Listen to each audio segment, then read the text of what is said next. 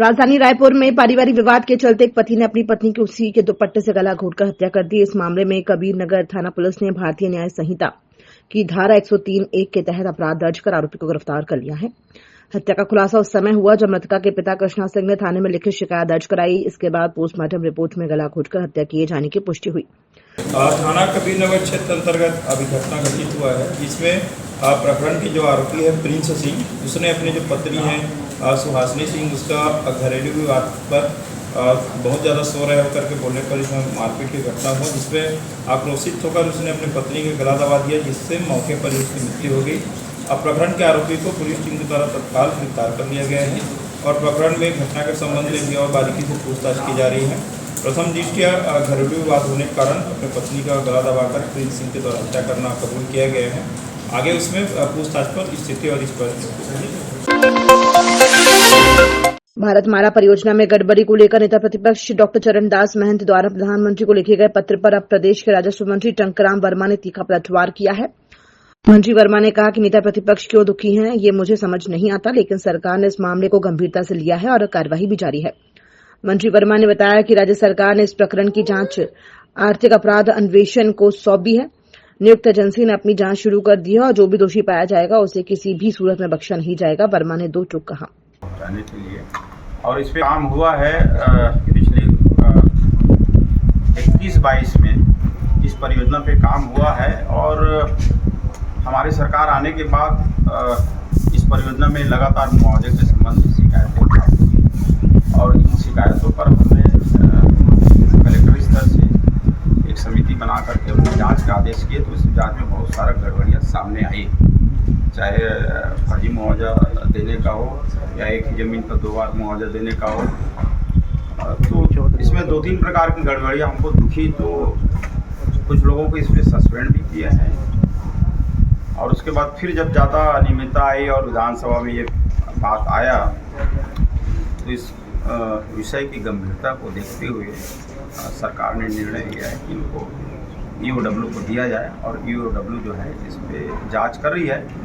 जो लोग इसमें शामिल होंगे उन पे कार्रवाई होगी और सरकार जो है सख्त है, अपने भ्रष्टाचार में जीरो टॉलरेंस पारदर्शी सरकार है और लोगों को न्याय मिलेगा।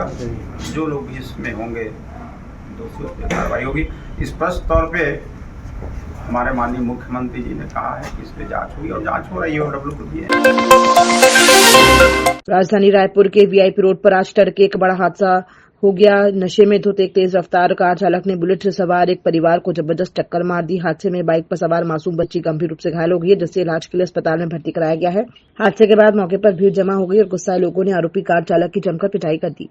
घटना की जानकारी मिलते ही तेलीबांधा थाना पुलिस मौके पर पहुंची और आरोपी को भीड़ से बचाते हुए हिरासत में ले लिया। दुर्ग जिले में 8 वर्षीय मासूम बच्ची की दर्दनाक मौत को लेकर छत्तीसगढ़ प्रदेश कांग्रेस संचार प्रमुख सुशील आनंद शुक्ला ने सरकार पर गंभीर सवाल खड़े किए हैं। उन्होंने पुलिस की कार्यप्रणाली पर भी सवाल उठाते हुए कार्रवाई की मांग की है। शुक्ला ने कहा कि मासूम बच्ची की हत्या और दुराचार की इस दिल दहला देने वाली घटना के लिए दुर्ग SP को तत्काल हटाया जाए और संबंधित थाना प्रभारी को निलंबित किया जाए। उन्होंने गृह मंत्री से इस्तीफे की मांग करते हुए कहा कि यदि गृह मंत्री स्वयं इस्तीफा नहीं देते हैं तो मुख्यमंत्री को उन्हें तत्काल बर्खास्त करना चाहिए। नवरात्रि में जब सारा देश कन्या पूजन कर रहा था तब छत्तीसगढ़ के दुर्ग में एक मासूम बच्ची के साथ में अनाचार हो गया, उसकी हत्या हो गई। ये घटना असहनीय है।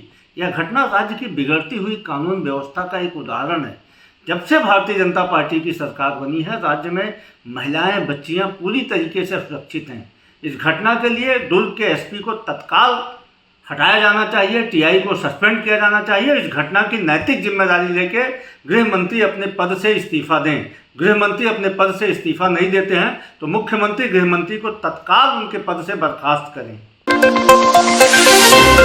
दुर्ग जिले में इंसानियत को झंझोर देने वाली घटना सामने आई है।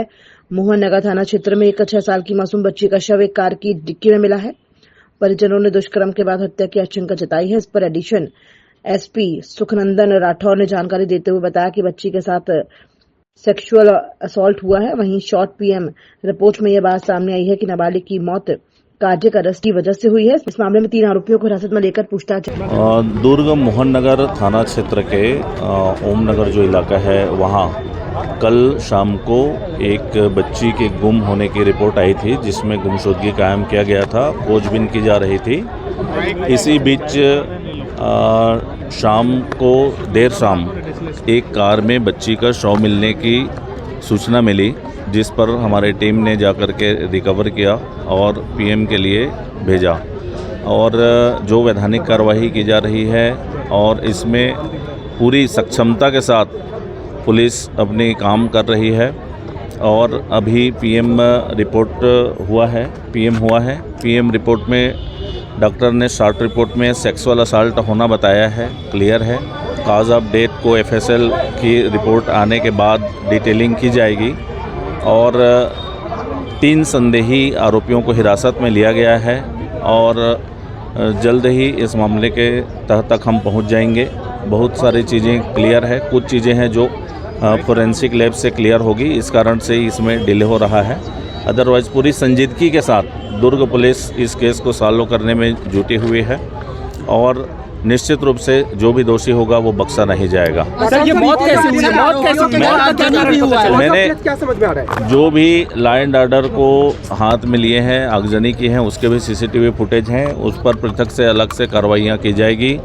और काज ऑफ डेथ के लिए उसने जो आया है वो कंफर्म रिपोर्ट नहीं बताया है और जो प्राइमरी रिपोर्ट आ जाएगा, फुल पीएम रिपोर्ट आएगा, उसमें वो बता देंगे। प्राइमरी जो रिपोर्ट आया है उसमें सेक्सुअल असल्ट ही आया है जी। चोट के निशान, कार्डियाट्रिक अटैक अरेस्ट ऐसा शब्द लिखा हुआ है और भी उसके अभी अध्ययन किए जा रहे हैं। हम पूरी सक्षमता के साथ दुर्ग पुलिस इस केस को सॉल्व करने में लगे हुए हैं और हम जो गिरफ्तार किया गया है वो क्या परिजन है इनके? तीनों आरोपियों का वो हमारे लिए संदेही आरोपी हैं। उन तीनों पर हम काम कर रहे हैं। बहुत जल्द ही हम आपके सामने पूरी स्टोरी क्लियर कर देंगे।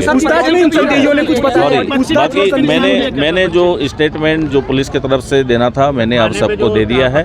अलग से मैं बात कर लूँगा आप लोगों से।